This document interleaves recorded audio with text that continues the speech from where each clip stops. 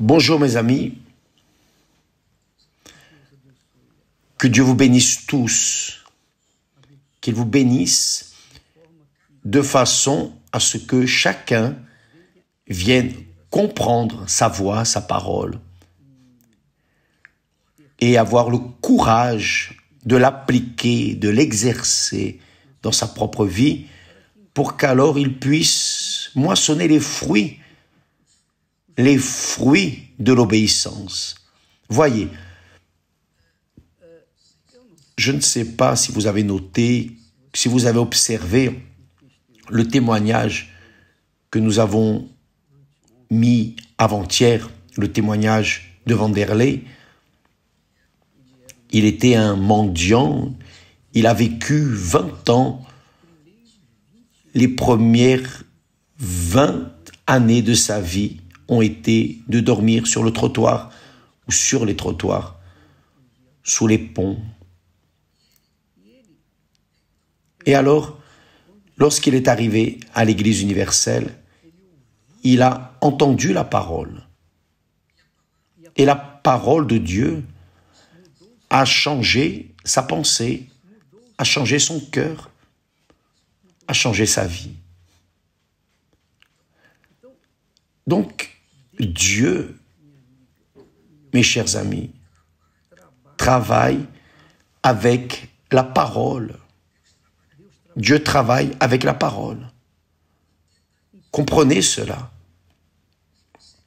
Si vous voulez être médecin, si vous voulez être ingénieur, vous voulez être dentiste, avocat, quelle que soit la profession que vous désirez embrasser, vous devez entrer à la faculté et étudier.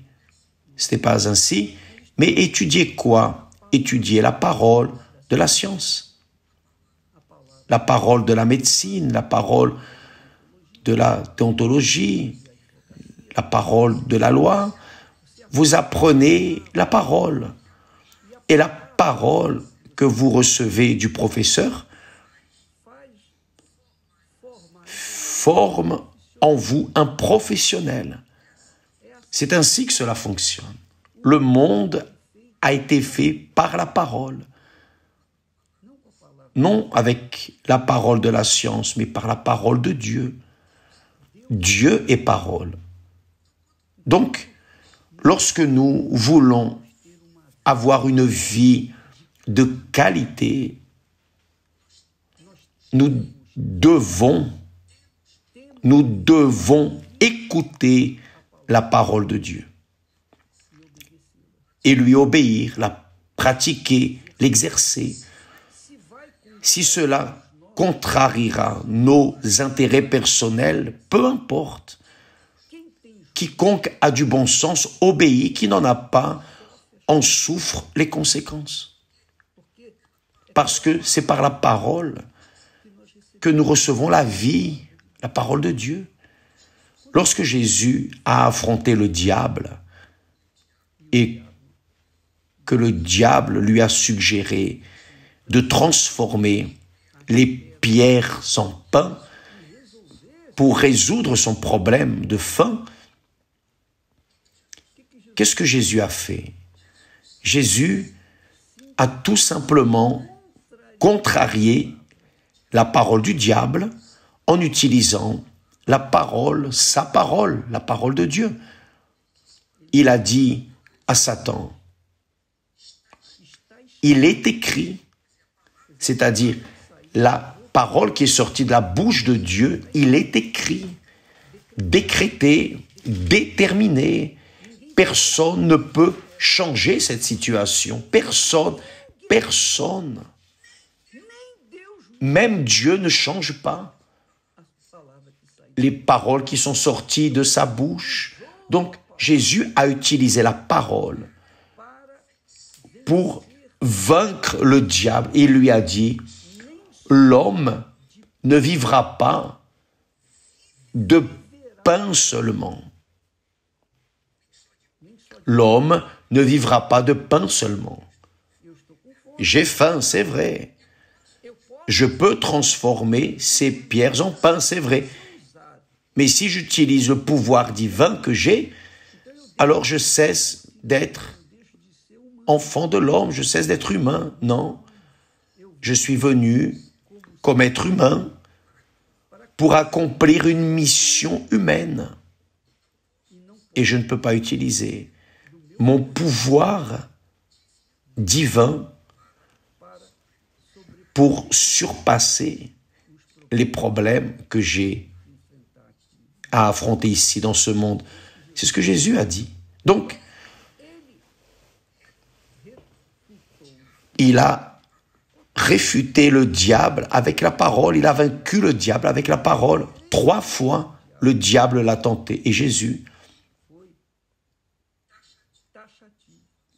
il a utilisé sa parole. Il a dit, l'homme ne vivra pas de pain seulement, mais de toute parole, c'est-à-dire, l'homme vivra de toute la parole qui sort de la bouche de Dieu. Donc, vous qui me regardez en cet instant, peu importe quel est le problème que vous affrontez, problème de santé, problème économique, problème sentimental, problème émotionnel, quelle que soit votre situation,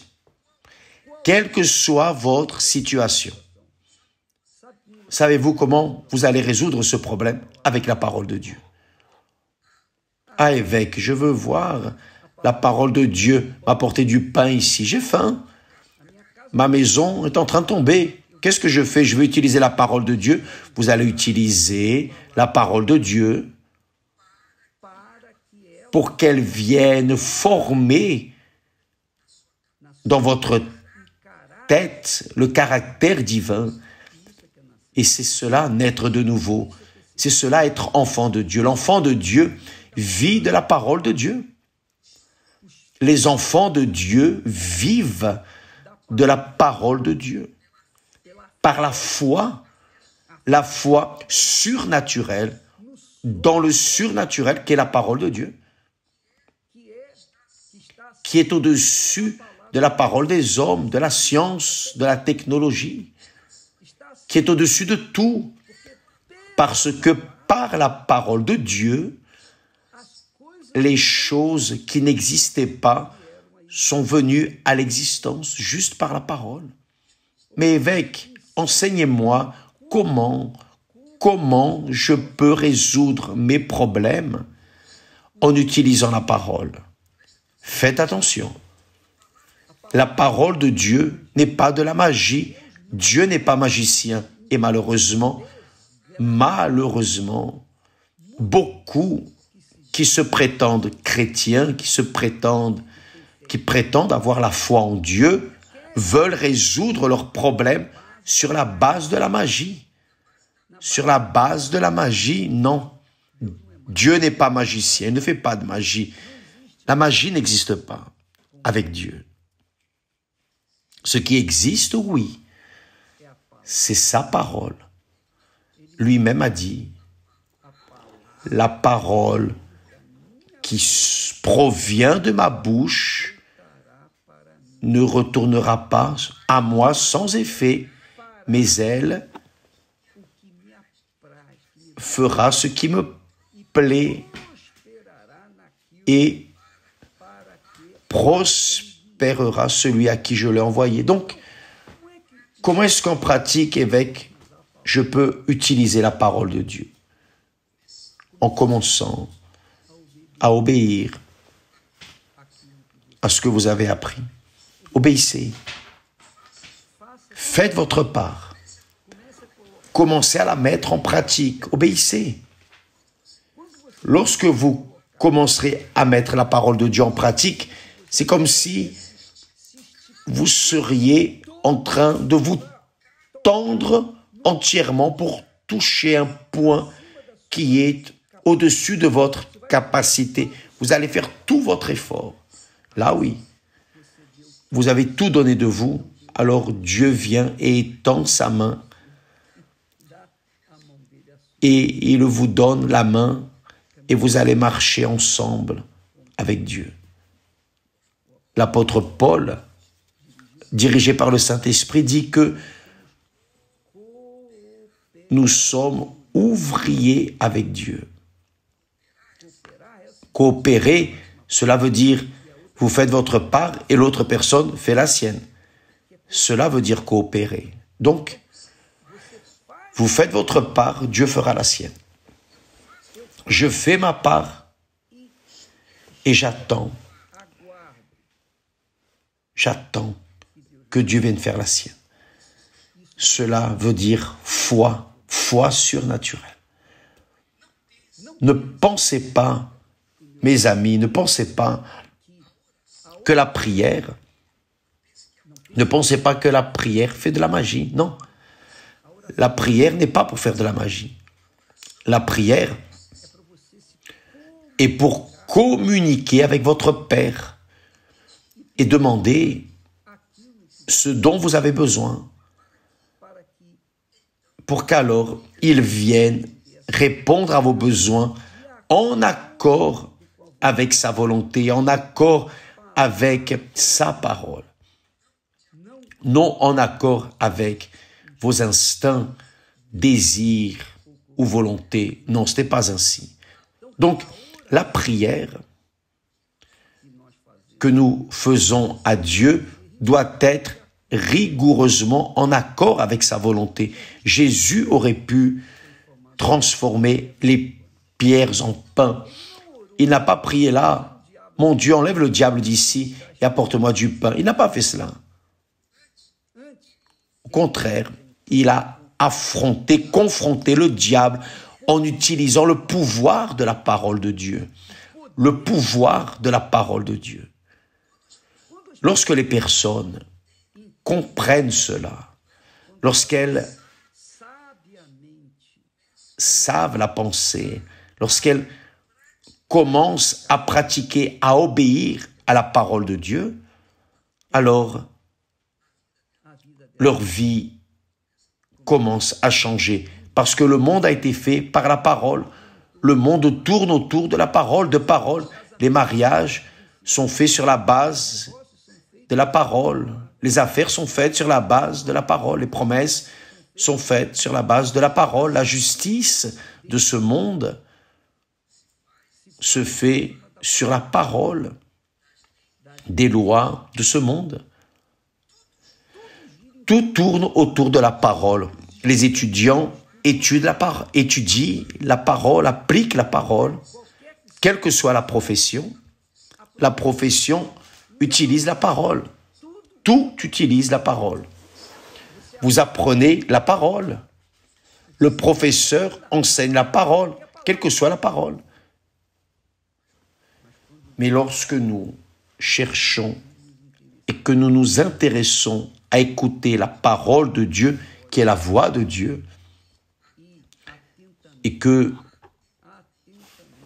avec beaucoup d'attention, attentivement, nous cherchons à la mettre en pratique, alors la parole de Dieu se matérialise dans nos vies en accord avec ce qui est écrit.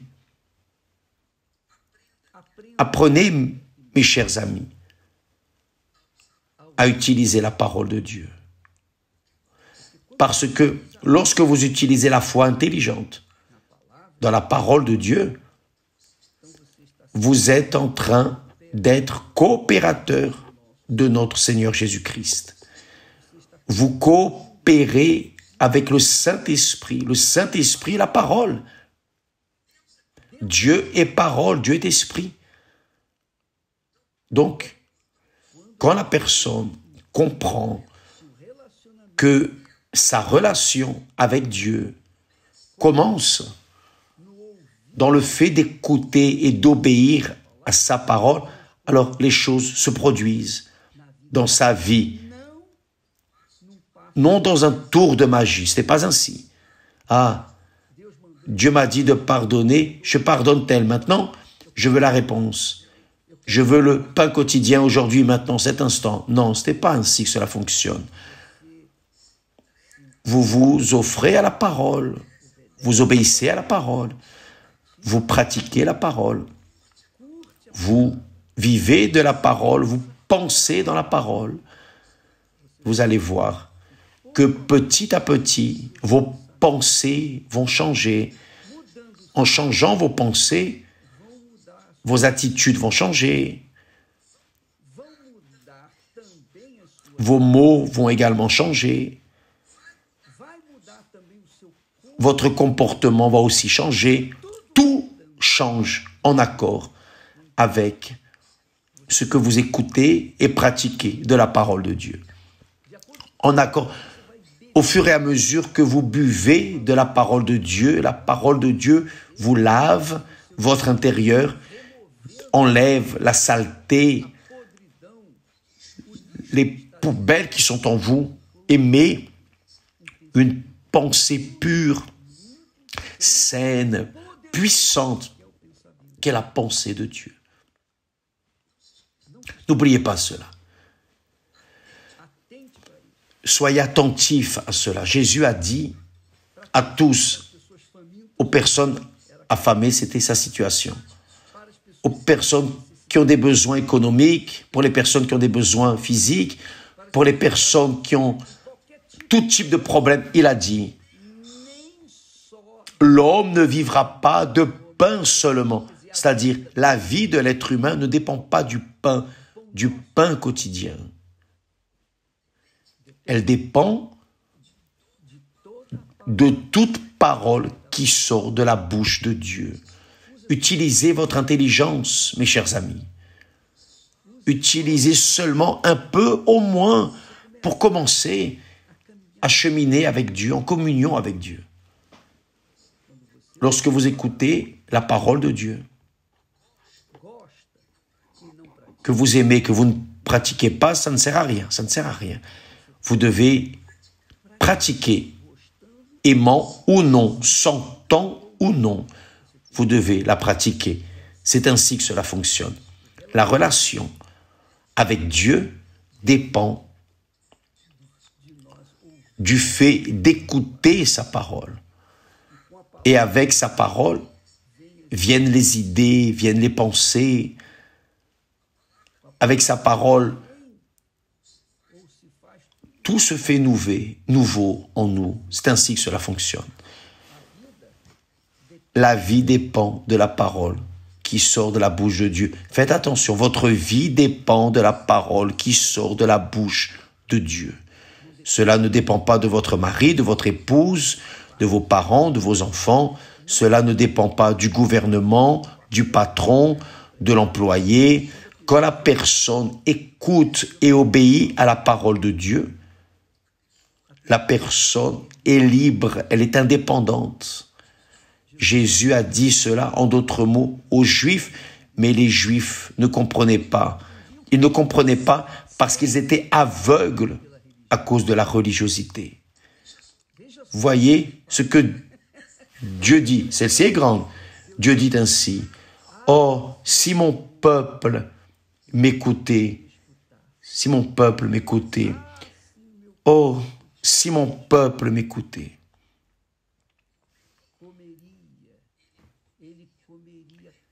Je le nourrirai du meilleur de cette terre. Il mangerait le meilleur de cette terre. Cependant, il faut écouter et obéir. Cela est la foi surnaturelle, la foi dans le surnaturel. Avez-vous compris, mes amis? L'Église, Jésus a créé l'Église précisément pour rassembler ceux qui sont intéressés à apprendre sa parole. Lorsque vous venez à l'Église universelle, apportez votre Bible et confirmez tout ce que le pasteur dira, confirmez-le dans la Bible si c'est écrit. Parce que si ce n'est pas écrit, si ce n'est pas en accord avec la pensée de Dieu, n'écoutez pas, ne prêtez pas attention et dénoncez ce pasteur. Notre vie, notre travail est appuyé sur la parole de Dieu. Demain, nous parlerons plus à ce sujet. Que Dieu vous bénisse tous, au nom du Seigneur Jésus-Christ. Amen.